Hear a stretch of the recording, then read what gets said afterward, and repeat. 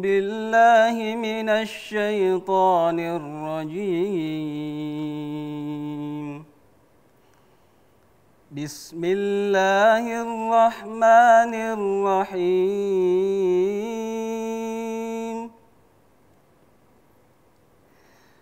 يا أيها الذين آمنوا لا تلهكم أموالكم ولا أولادكم عن ذكر الله لا تلهكم أموالكم ولا أولادكم عن ذكر الله ومن يفعل ذلك فأولئك هم الخاسرون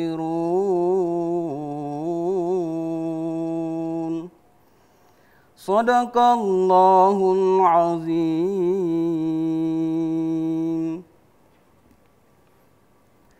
Bismillahirrahmanirrahim. Assalamualaikum warahmatullahi wabarakatuh. Alhamdulillahi rabbil alamin. A'addal jannata liman ittaqa wa a'addan nara liman asa. Man tawakkal alaihi kafa wa man fawwada amruhu dabbara wa hada. Asyhadu an la ilaha illallah wahdahu la syarikalah wa asyhadu anna habibana Muhammad sallallahu alaihi wasallam. Amma ba'd. Pemirsa, jumpa lagi dalam program Mengharap Ridhomu.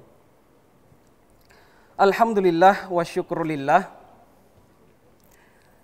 Tak terasa kita sudah berada di hari ke-24 bulan suci Ramadan tahun 1442 Hijriah. Dan alhamdulillah telah kita dengarkan bersama surah Al-Munafikun ayat 9, dan tentunya ayat ini bercerita terkait dengan orang yang rugi menurut Al-Quran. Dan insya Allah materi ini akan menemani pemirsa beberapa menit ke depan sambil menantikan ibadah buka puasa. Dan alhamdulillah telah hadir di studio bersama narasumber kita, Ustadz Ripian Panigoro. Alhamdulillah, kita sapa beliau dulu. Assalamualaikum Ustadz. Ya, waalaikumsalam warahmatullahi Sehat Ustadz? wabarakatuh. Alhamdulillah. Alhamdulillah. Sehat. Puasa mulai dari awal sampai hari ke-24 ini alhamdulillah sehat. Lancar Ustadz ya? Alhamdulillah lancar. Alhamdulillah. Baik Ustadz, ini berkaitan dengan tema kita hari ini, ya, orang rugi dalam Al-Quran. Ya, kaitannya dengan surah Al-Munafikun, ya, ayat 9. Seperti apa isi kandungan atau penjelasan dari ayat ini Ustadz? Silahkan. Baik, terima kasih. Alhamdulillah kita sudah masuk di Ramadan ke-24 dan ini memang sudah mulai kita antisipasi bagaimanakah nantinya kalau kita termasuk orang-orang yang rugi dalam bulan suci Ramadan. Nah, tapi sebelumnya kita bahas lebih fokus lagi tentang khosirun dalam ayat ini. Nah, dalam ayat ini sebenarnya khosirunnya itu ada pada bagian terakhir. Tapi menarik, ketika khosirun di sini kita kaitkan dengan kata-kata khusr di surah Al-Asr. Nah, khusr di surah Al-Asr itu hadir dalam bentuk nakiroh, dan kemudian khosirun di sini sudah dalam bentuk ma'rifah. Nah, ini merupakan sesuatu yang berbeda. Khusr dalam surah Al-Asr, orang-orang yang merugi, itu belum ada batasan seperti apakah dia itu rugi. Ya, dia bisa saja rugi dengan banyak hal. Ya, bahkan dia bisa saja juga rugi dengan ibadahnya. Nah, ketika konsep rugi itu semakin mengerucut dan kita bisa temukan dalam surah Al-Munafikun ini, khosirun di sini sudah menjadi ma'rifah, dan sesuatu ma'rifah itu adalah sesuatu yang sudah kita kenali, maka kita bisa melompat ke atas. Kenapa sih dia rugi? Ternyata dia itu rugi ketika harta-harta bendanya, anak-anaknya ternyata mampu melalaikan dia dari mengingat Allah. Berarti sebaliknya, kalau dia punya harta, dia punya anak, dan itu tidak melalaikan dia dari mengingat Allah Subhanahu wa Ta'ala, maka dia bukan orang yang merugi. Berarti poin-poinnya di sini adalah harta benda, anak-anak, mengingat Allah, dan rugi. Nah, jadi kita bisa lihat lagi sesuatu yang datang setelah ya ayyuhalladzina amanu itu dia pasti paling banyak atau bahkan hampir keseluruhannya berbicara tentang perintah atau larangan. Ketika dia berbicara tentang perintah, maka ketika kita melaksanakan perintah tersebut, maka itulah bukti dari keimanan kita. Ketika dia datang dan setelahnya itu adalah larangan, lalu kita berusaha meninggalkan larangannya, maka itulah bukti dari keimanan kita. Nah, sekarang sudah diseru, ya ayyuhalladzina amanu. Nah, saya pastikan bahwa semua orang yang mengaku Tuhannya adalah Allah Subhanahu wa taala pasti dia beriman, ya. Meskipun imannya itu ada yang rendah, ya, ada yang sedang, ada yang imannya tinggi. Nah, tapi insya Allah ketika dia bertuhankan Allah Subhanahu wa taala Muhammad Rasulullah, maka pasti ada keimanan di dalam dirinya. Nah, maka ayat ini kemudian menantikan kita supaya bisa memberikan bukti bahwa buktikanlah kalau engkau itu adalah orang yang beriman. Nah, bagaimana cara membuktikannya? Nah, cara membuktikannya adalah ketika ayat ini hadir, la tulhikum, jangan sampai melalaikan. Apa sih yang melalaikan? Amwalukum wa auladukum. Ya, jadi jangan sampai amwal, harta-harta kamu ini mampu merugikan kamu, mampu melalaikan kamu. Wa auladukum, dan anak-anak kamu juga ini mampu merugikan kamu. Nah, sekarang kita bisa bawa dalam konteks kehidupan kita sehari-hari. Iya, seperti apa? Iya, pernahkah anak-anak itu melalaikan kita? Pernahkah kemudian harta benda itu melalaikan kita? Nah, apakah itu pernah terjadi dalam kehidupan kita atau tidak? Misalnya ada seseorang yang mungkin sudah masuk waktu sholat, bahkan waktu sholat sudah mau habis, ternyata dia masih sibuk dengan harta bendanya. Iya, dia punya berbagai macam usaha yang harus dia awasi, sehingga melalaikan dia dari berbuat kebaikan. Atau misalnya auladukum, nah, anak-anaknya. Bahkan dalam konteks Al-Quran, ayat Al-Quran yang lain, dalam teks Al-Quran yang lain, bahkan ada kalimat fahzaruhum, ya, maka jauhilah mereka. Jadi sebenarnya Allah Subhanahu wa taala menciptakan harta dan menciptakan anak-anak ini sebagai sebuah ujian.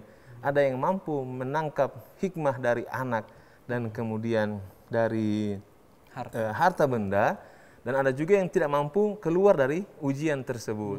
Nah, misalnya anak-anaknya. Nah, anak-anaknya ternyata punya banyak kebutuhan. Kemudian anak-anak tersebut mendesak ayahnya atau mendesak ibunya untuk bisa menghadirkan kebutuhan tersebut. Nah, bahkan kebutuhan tersebut mungkin bukan kebutuhan primer, kebutuhan sekunder.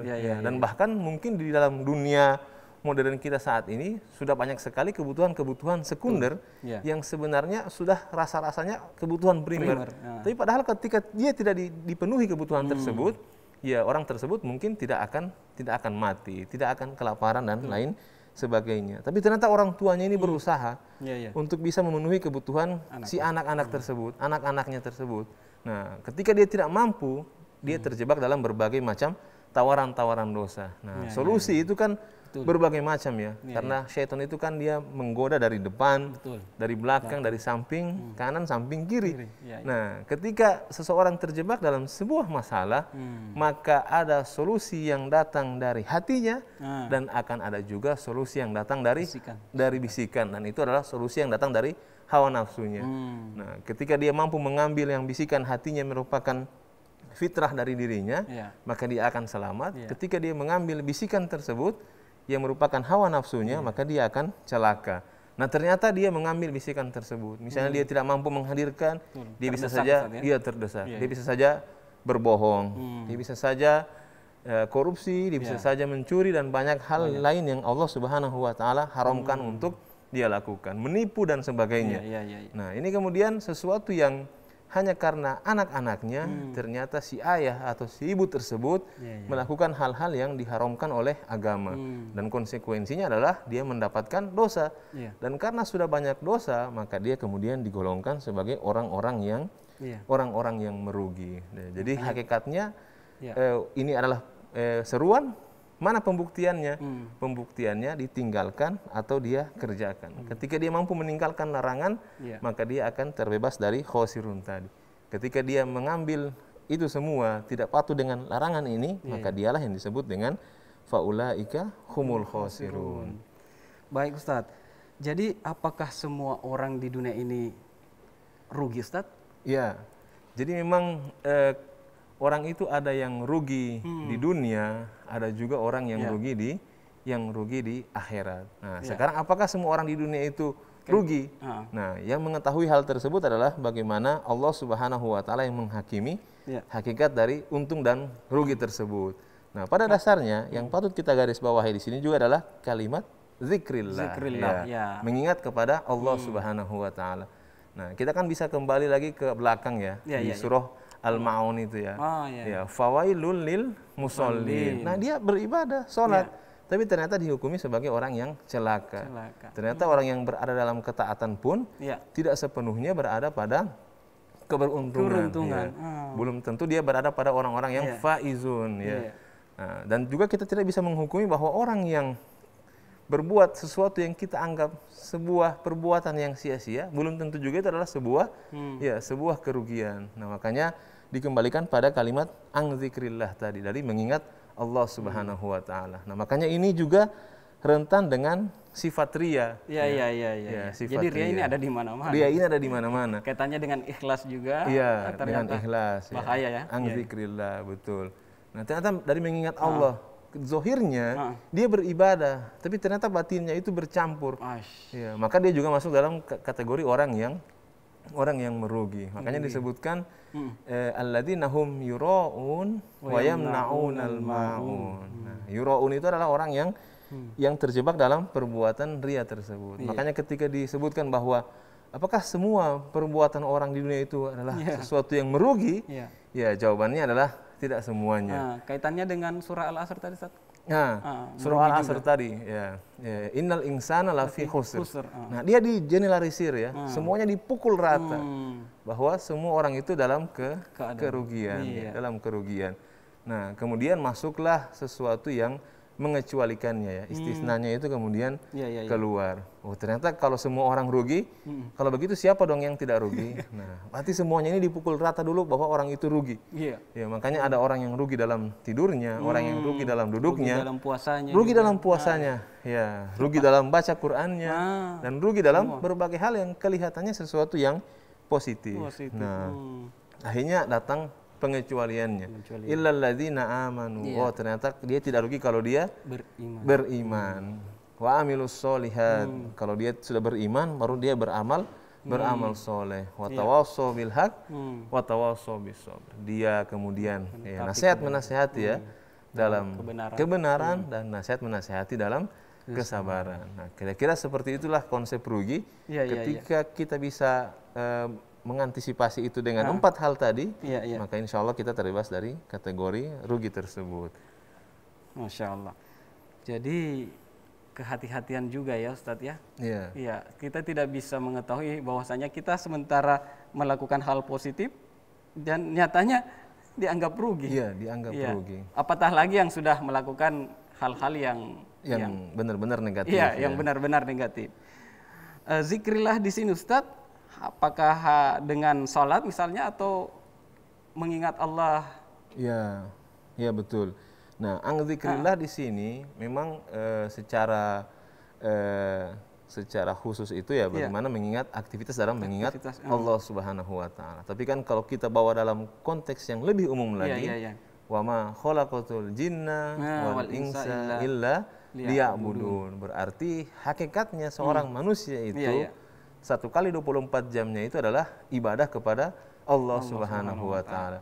Berarti dari zikrillah ini berarti ada hari misalnya dari jam 6 pagi kemudian sampai jam 6 sore, berarti ada dalam range waktu tersebut ada aktivitas-aktivitasnya yang kemudian melalaikan dia dari mengingat Allah Subhanahu wa taala.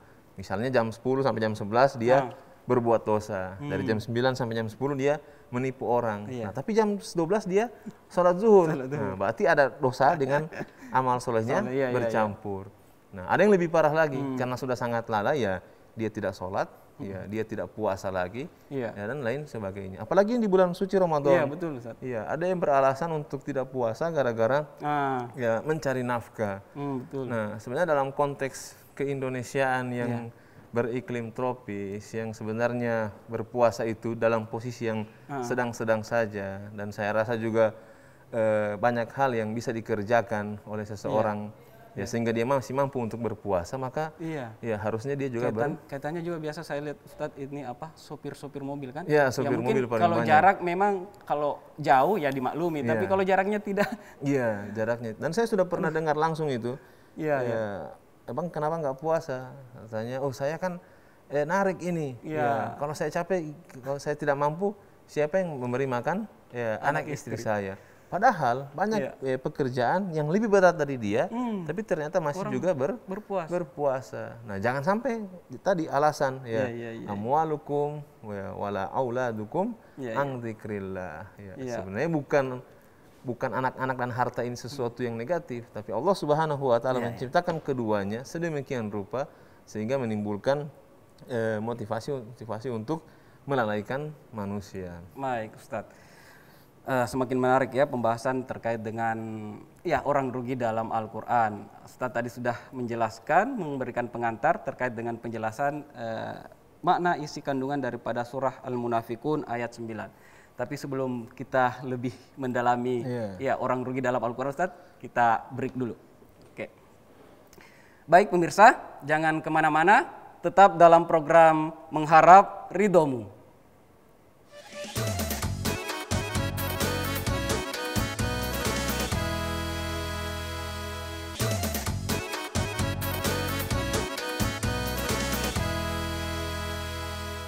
Terima kasih pemirsa yang masih tetap setia dengan kami. Kembali lagi dalam program Mengharap Ridhomu. Nah, kembali lagi Ustadz.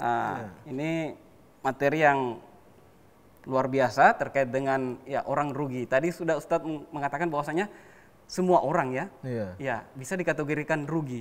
Nah, tentunya di sini ada pertanyaan Ustadz. Nah, ini pertanyaan dari masyarakat Gorontalo.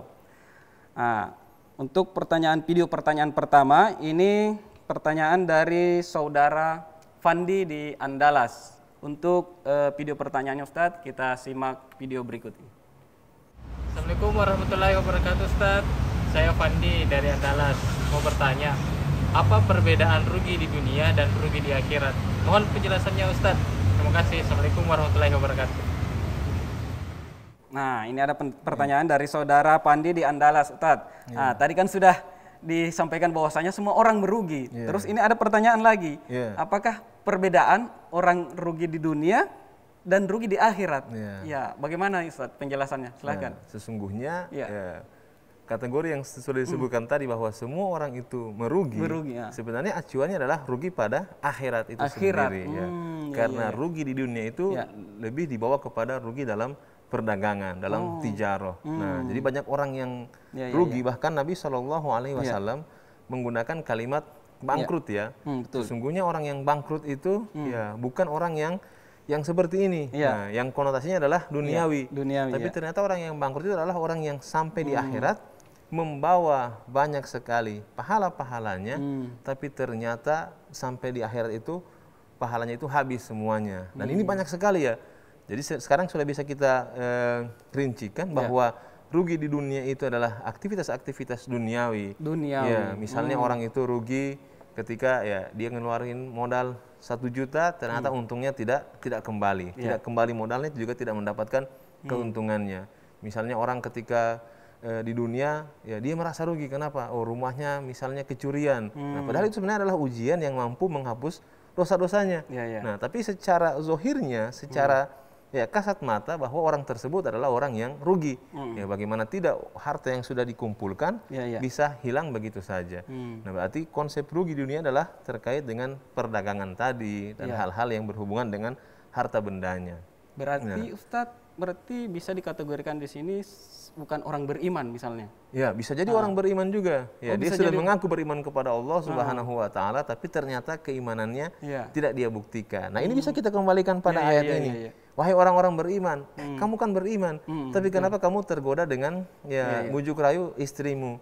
Kenapa engkau tergoda dengan bujuk rayu anak-anakmu? Dan kenapa juga tergoda dengan sesuatu yang menggiurkan, yaitu harta benda. Nah, sekarang kalau kita pindah pada konteks rugi di akhirat, kan ada rugi ketika orang tersebut datang membawa banyak amalnya, ternyata sampai di akhirat ya wujuhu yauma idzin khasyi'ah amilatun nasibah tasla naron hamiyah. Jadi pada hari itu wajah-wajah pada kecewa. Kenapa kecewa? Karena mereka sudah berusaha. Nah, berusahanya apa? Berusaha berbuat di dunia. Nah, ada yang berbuat di dunia untuk kepentingan dunianya, ada juga yang berusaha di dunia untuk kepentingan akhiratnya. Tapi ternyata capek-capek beramal soleh di dunia, sampai di akhirat ternyata banyak hak-hak manusia yang tertahan olehnya. Sehingga mereka datang kepadanya untuk menuntut, saya punya hak kepadamu yang belum engkau tunaikan. Maka Allah Subhanahu wa taala ambil pahalanya, diberikan kepada orang tersebut. Nah, pahalanya padahal banyak, tapi banyak sekali yang menuntut. Engkau pernah menzolimi saya, pagar rumah saya yang bagus-bagus, engkau rusaki. Maka Allah Subhanahu wa taala pindahkan lagi pahalanya. Engkau pernah berbuat zalim kepada saya di dunia. Kenapa? Karena air hujan yang jatuh dari rumahmu itu kena sama jatuh di halaman rumah saya, dan itu sangat mengganggu rumah saya. Nah, engkau telah zalim kepada saya, maka dia pindahkan lagi pahalanya. Seperti itu. Dan konteks seperti itu banyak sekali. Jadi dosa-dosa kita kepada orang lain yang kemudian akan kita ganti dengan pahala-pahala yang kita miliki. Jadi dia sudah datang dengan banyak pahala, tapi ternyata sampai di akhirat yang dia dapatkan adalah aktivitas membayar hutang-hutang dari segala perbuatannya sendiri. Karena mungkin sering menggosip dan lain sebagainya. Dia saling menggosip belum lagi saling menggosip Ini juga biasa kebiasaan di masyarakat di bulan Ramadan. Betul. Di bulan Ramadan. Puasa tapi masih. Puasa menggosip sangat-sangat mengganggu pahala tidak puasa. Maka merugi juga Ustaz ya. Sungguh sangat merugi. Capek-capek menahan hawa nafsu. Yang harusnya dia panen pahala, ternyata dia dapat hanya 1/10. Padahal banyak orang yang dapat 100% pahala dari puasa. Nah, dia sudah sahur bagus-bagus, tapi ternyata di pagi hari diajak orang untuk menggibah saudaranya, dia ladeni gibah tersebut, sehingga akhirnya kemudian orang yang dia gibahi itu ternyata terzolimi dengan gibahnya. Misalnya orang tersebut punya usaha, kemudian mereka ada perasaan hasad iri hati, sehingga mereka menggunjing dia, sehingga apa yang mereka bicarakan tersebut berpengaruh kepada usahanya tidak lagi maju. Nah, berarti zolim kepada dia. Sampai di akhir itu yang akan ditagih. Terjadi lagi pada bulan suci Ramadan. Puasanya sudah berkurang pahalanya, kemudian sampai di akhirat juga tidak bisa mendapatkan pahala yang sudah dia kumpulkan sedemikian banyak. Jadi sudah terjawab terkait dengan pertanyaan saudara Fandi di Andalas. Jadi sebenarnya rugi di dunia itu berkaitan dengan aktivitas manusia di dunia. Dan rugi di akhirat bagi mereka yang sama dengan tadi penjelasan Ustaz yang terkait dengan ayat Al-Munafikun ayat 9. Baik Ustaz, semakin menarik ini pembahasan kita terkait dengan rugi dalam Al-Qur'an. Nah, ini masih ada Ustaz pertanyaan pertanyaan kedua dari saudara Ronald di Botupingge. Untuk videonya Ustadz, video pertanyaannya kita simak video berikut ini. Assalamualaikum warahmatullahi wabarakatuh. Saya Ronald dari Botupingge. Izin bertanya Ustadz, siapakah orang yang paling rugi di bulan Ramadan? Mohon dijawab. Assalamualaikum warahmatullahi wabarakatuh. Ini lebih menarik lagi Ustadz ya. Pertanyaan dari saudara Ronald di Botupingge. Siapakah sebenarnya yang paling rugi di bulan suci Ramadan ini? Siapakah yang paling merugi di bulan suci Ramadan? Apalagi ini sudah hari-hari terakhir ini. Sudah hari-hari terakhir, sudah hari ke-24 kurang lebih 5 sampai 6 hari lagi. Nah, ini sebenarnya sudah sangat krusial Momen yang sangat krusial ternyata menjadi tidak krusial bagi orang lain. Nah, ini yang sangat kita sayangkan. Nah, mudah-mudahan ini bisa kita perbaiki. Nah, kalau menjawab pertanyaan tersebut, sangat-sangat simpel bahwa orang yang sangat merugi di bulan suci Ramadan adalah orang yang tidak mendapatkan ampunan dari Allah Subhanahu wa taala. Nah, pertanyaannya kenapa? Nah, logika sederhananya adalah kenapa engkau masuk surga? Saya masuk surga karena innalladzina amanu wa amilus solihati ulaika hum khairul bariyah. Nah, jadi orang masuk surga itu karena dia punya iman, punya amal soleh. Nah, sementara orang yang masuk neraka orang-orang yang banyak dosanya, kemudian mereka ditempatkan pada syarrul bariyah. Mereka dikembalikan kepada seburuk-buruk tempat kembali. Berarti orang yang punya dosa itu tempatnya di neraka, yang tidak punya dosa tempatnya di surga. Nah sekarang kesempatan untuk menghapus dosa itu ada di bulan suci Ramadan. Nah dia tidak dapatkan itu. Nah kenapa merugi? Nah konsep sederhananya kenapa merugi? Karena dalam bulan suci Ramadan itu ada 3 dalil yang 3-tiganya itu memiliki redaksi yang sama ya. Man soma Ramadana, man qoma Ramadana, man qoma Lailatul Qadri, yang imanan wa ihtisaban, ghufira lahu ma taqaddama min dzambi. Jadi sesuatu yang puasa ya di pagi hari, kemudian sholat malam di malam hari, ya dengan hati yang ikhlas penuh dengan keimanan, itu adalah ganjarannya adalah menghapus ya dosa-dosanya yang sebelumnya. Nah berarti kalau pagi dia puasa, di pagi hari itu dia penuh dengan ampunan. Ketika sampai malam sudah berbuka, kan cuma pagi puasa, malamnya ada mankomanya. Berarti kalau dia sholat taraweh, dia sholat malam, dia penuh dengan ampunan lagi. Berarti logikanya kan pagi dapat ampunan, malam dapat ampunan. Sementara disimpulkan oleh para ulama, setiap hari itu hitungannya baru. Dia bukan akumulasi. Bukan akumulasi. Bukan akumulasi. Misalnya ada orang yang puasanya rusak di hari ke-20. Misalnya di hari ke-20 itu dia berantem dengan istrinya, puasanya rusak. Dia berantem dengan saudaranya atau macam-macam. Nah, di hari ke-21 sebenarnya dia mulai dari nol lagi. Ya, tidak berpengaruh hari ke-20 yang kemarin itu. Artinya di hari ke-21 dia masih memiliki peluang yang sama dengan 20 hari sebelumnya yang sudah dia lewati. Jadi kalau dihitung-hitung lagi, masa iya 30 hari dikasih dengan peluang yang sama besarnya, tapi tidak ada satu hari pun yang bisa kita ambil untuk mendapatkan ampunan dari Allah Subhanahu wa taala. Nah, maka kesimpulannya, siapakah orang yang paling merugi? Orang yang paling merugi adalah orang yang tidak mendapatkan ampunan dari Allah Subhanahu wa taala di bulan suci Ramadan. Jadi ya sudah terjawab ya Ustaz terkait dengan pertanyaan dari saudara Ronald di Botupingge. Jadi sebenarnya orang yang paling rugi di bulan Ramadan itu adalah orang yang tidak mendapatkan ampunan dari Allah Subhanahu wa taala. Merugilah orang yang tidak memaksimalkan ibadah puasa di bulan suci Ramadan. Ya, jadi sudah tadi dijelaskan secara umum bahwa semua orang rugi, terus ada juga yang rugi di akhirat, ada juga orang yang rugi di dunia, ada juga orang yang rugi di akhirat. Tapi adakah Ustaz yang rugi dua-duanya? Dunianya rugi, akhiratnya lagi yang rugi. Ini pertanyaan yang sangat-sangat luar biasa ya. Ya, ini pertanyaan yang sangat menarik. Apakah ada yang rugi di dunia, rugi di akhirat? Nah, ada orang yang rugi di akhirat tapi dunianya dia senang. Iya, betul. Ya, misalnya dia mendapatkan harta benda dari berbagai macam cara yang ada. Cara halal, cara haram, pokoknya semuanya disikat. Tapi di dunia dia hidupnya bahagia. Iya, dia bisa tidur di tempat yang enak, dia bisa beli mobil yang mewah dan sebagainya. Tapi pas sampai di akhirat, ya dia mendapatkan pertanggungjawaban atas segala kesalahannya, harta-hartanya. Nah, bagaimana dengan orang yang rugi dunia, rugi juga di akhiratnya. Nah, ini adalah orang-orang yang terjebak dalam perilaku ria itu, Ustaz. Jadi ada orang yang bekerja siang malam untuk mendapatkan hartanya, dia nikmati. Betul. Ya, saya akan, misalnya kalau dia punya toko misalnya, saya akan buka toko saya ini dari pagi sampai pagi. Nah, supaya untungnya kalau cuma dari pagi sampai malam untungnya 50%, berarti kalau dari pagi ke pagi untungnya 100%. Nah, dia mendapatkan apa yang dia usahakan.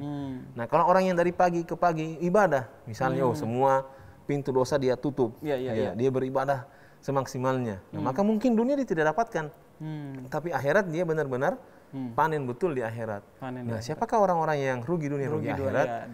Nah, ini adalah orang-orang yang pertama adalah orang-orang yang terjebak dalam perilaku ria. Nah, jadi orang-orang yang pagi beribadah, siang ibadah, sore ibadah, malam ibadah, tengah malam juga ibadah, tapi ternyata tidak ikhlas. Bukan karena Allah Subhanahu wa taala, semakin besar ibadah yang dia lakukan ternyata hasilnya nol. Apa yang mau dipanen di akhirat? Tidak ada yang bisa dipanen karena semuanya selesai ketika dia di dunia. Nah, bukankah ini sudah pernah disebutkan dalam hadis bahwa apakah yang kamu sudah lakukan di dunia? Sesungguhnya aku adalah orang yang mati syahid. Kemudian kata Allah, kadzabta. Ya kan hadisnya populer itu, kadzabta. Sesungguhnya engkau berdusta. Ya, engkau ikut jihad supaya namamu dipahat dalam sebuah prasasti. Artinya supaya engkau itu benar-benar diabadikan. Jadi dia masuk ke dalam medan perang supaya orang tahu bahwa dia adalah orang yang pernah mati di medan perang. Ya, engkau beribadah, engkau berperang bukan karena Allah Subhanahu wa taala. Nah, sekarang ibadahnya apa? Jihad loh. Ya, ibadah termasuk dalam salah satu ibadah yang besar. Ya, mengorbankan jiwa, mengorbankan harta. Tapi apa yang didapatkan? Tidak ada. Yang didapatkan adalah ya nol besar. Ya. Karena bukan karena Allah Subhanahu wa taala. Ya, mungkin karena mau dilihat sama calon mertua misalnya. Iya, sama calon mertuanya. Ada niat yang lain. Iya, ada niat yang lain. Masya Allah. Berbagai macam. Dia sedekah supaya orang lihat. Ya. Dan ini kan sudah kejadian pada masanya Zubaidah ya, istrinya Harun Ar-Rasyid. Dia membangun sebuah bak penampungan air yang diperuntukkan untuk orang yang minum ketika wukuf di Arafah. Ya, itu adalah bukti peninggalan bahwa dia adalah orang yang sangat-sangat dermawan. Tapi ternyata ketika dia meninggal, ponakannya itu bermimpi bertemu dengan si Zubaidah tersebut. Mereka bercakap-cakap, ponakannya bertanya, bagaimanakah keadaanmu di sana wahai bibiku? Kemudian kata Zubaidah, sesungguhnya aku telah celaka. Segala kedermawanan yang engkau lihat di dunia adalah semuanya bukan karena Allah. Hanya supaya aku itu dikenal sebagai orang yang dermawan. Maka ponakan yang kaget, dia tanya lagi, kalau begitu bagaimanakah keadaanmu saat ini? Kemudian dia menjawab, untunglah aku ini punya amalan yang tidak ada seorang pun yang mengetahuinya. Apakah itu? Ibadah sholat malam yang aku lakukan sendiri. Nah, jadi ibadah besar sekali bisa saja bernilai nol. Nah, mereka ini adalah orang yang benar-benar rugi di dunia karena sudah buang harta, buang segala macamnya.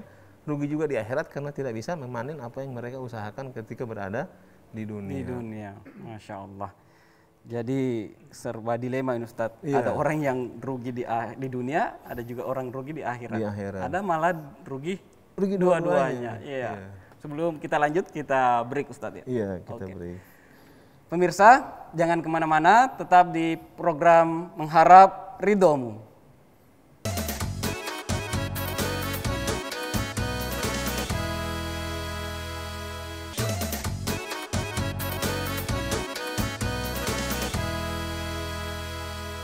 Baik pemirsa, terima kasih yang tetap setia bersama kami.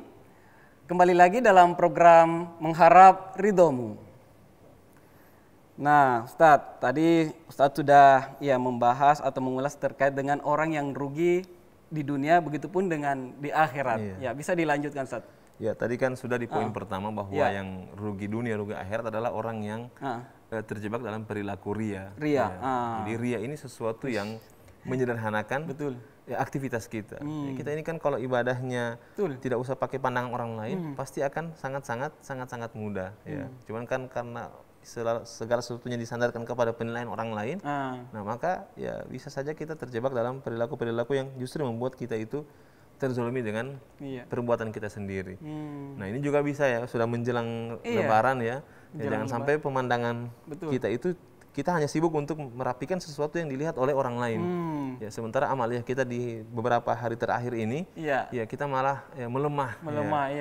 Justru hilang malah semangatnya. Di 10 terakhir ini lebih. Iya, harusnya lebih. Ya, tapi kan orang-orang sibuk ya, sibuk belanja, sibuk chat rumah, sibuk kepada hal-hal yang tapi niat orang kita tidak tahu. Tapi mudah-mudahan makanya ini riah sangat sangat berbahaya. Berbahaya sekali. Nah, kemudian poin yang kedua adalah yang membuat orang rugi dunia, rugi akhirat adalah orang-orang yang hanya menjaga hubungan dengan Allah Subhanahu wa taala tapi tidak memperhitungkan, tidak memperhatikan bagaimana dia bermuamalah dengan sesama manusia.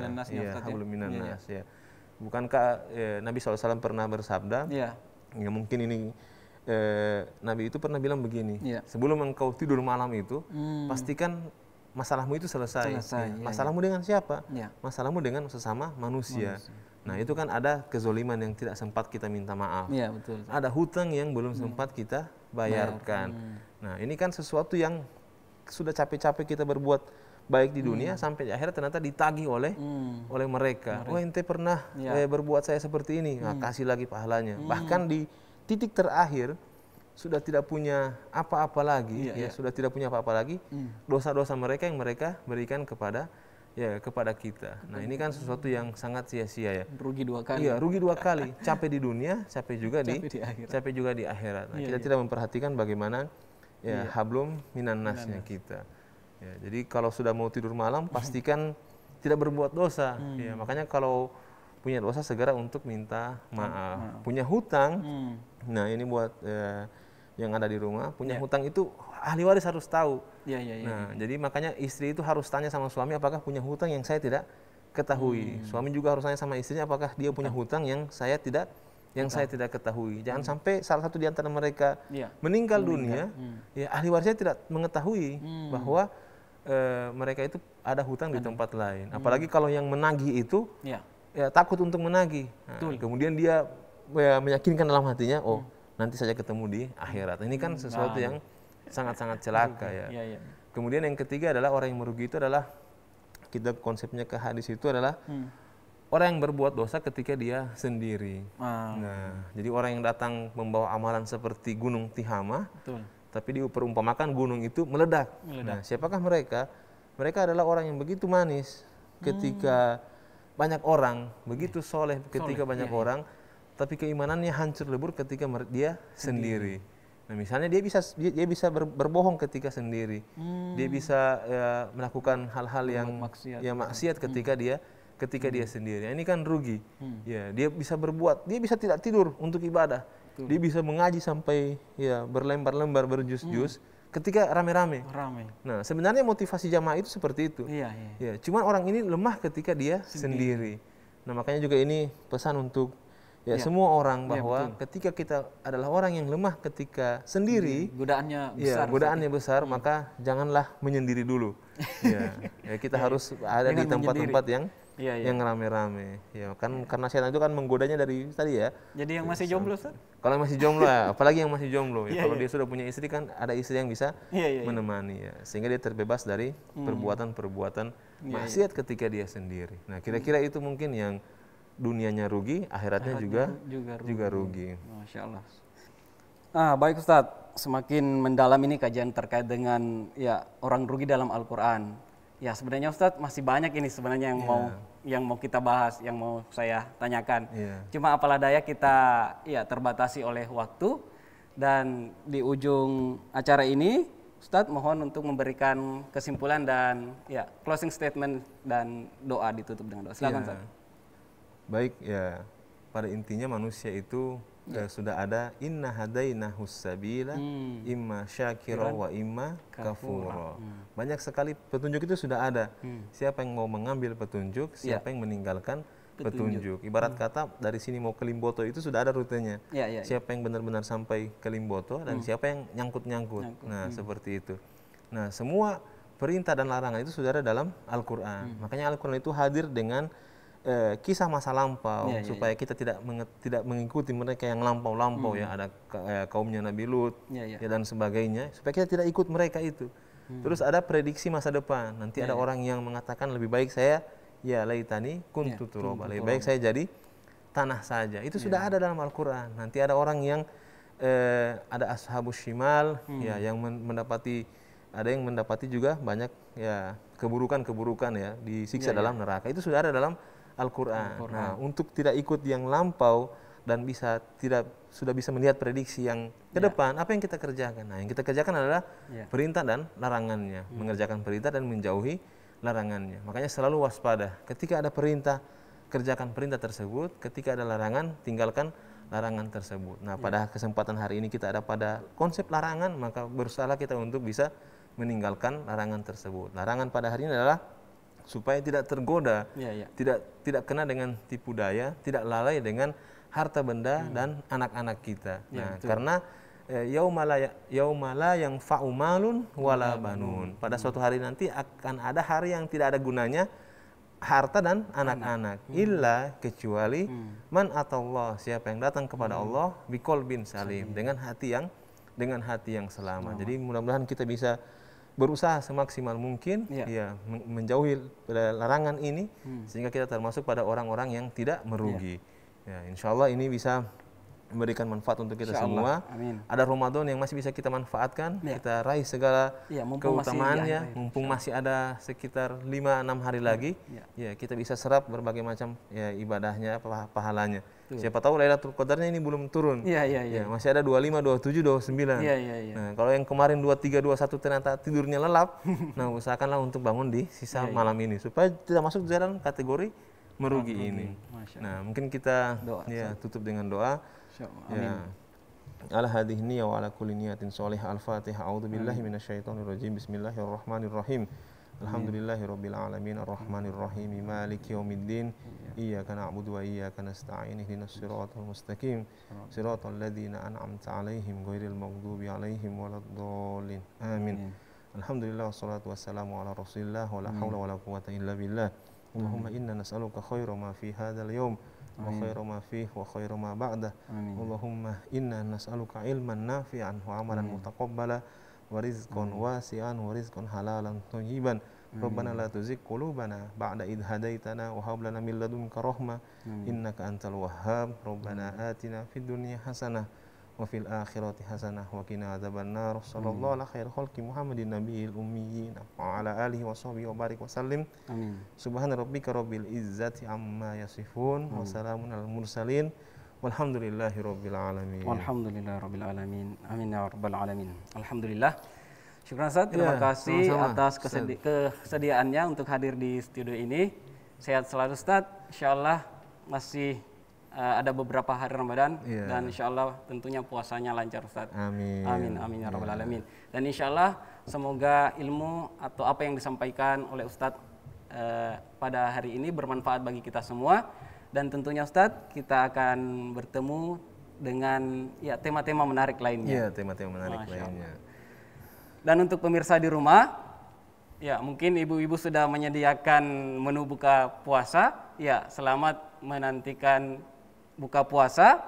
Berbukalah dengan yang manis-manis dan jangan berlebihan. Ingat, kita harus memperbaiki hablum minallah dengan hablum minan nas kita, dan jangan sampai kita menjadi orang yang rugi, apalagi rugi di bulan suci Ramadan ini. Nah, masih ada sisa sekitar 6 hari, kita fokuskan, optimalkan puasa kita dan ibadah-ibadah lainnya. Insya Allah puasa lancar dan amalan kita diterima di sisi Allah Subhanahu wa Ta'ala. Dan tentunya pemirsa, tetap jaga kesehatan, tetap mematuhi protokol kesehatan. Akhirul kalam, subhanakallahumma wa bihamdik, asyhadu an la ilaha illa anta, nastaghfiruka wa natubu ilaik. Wafakanillahu wa iyyakum la tarikil khair. Assalamualaikum warahmatullahi wabarakatuh.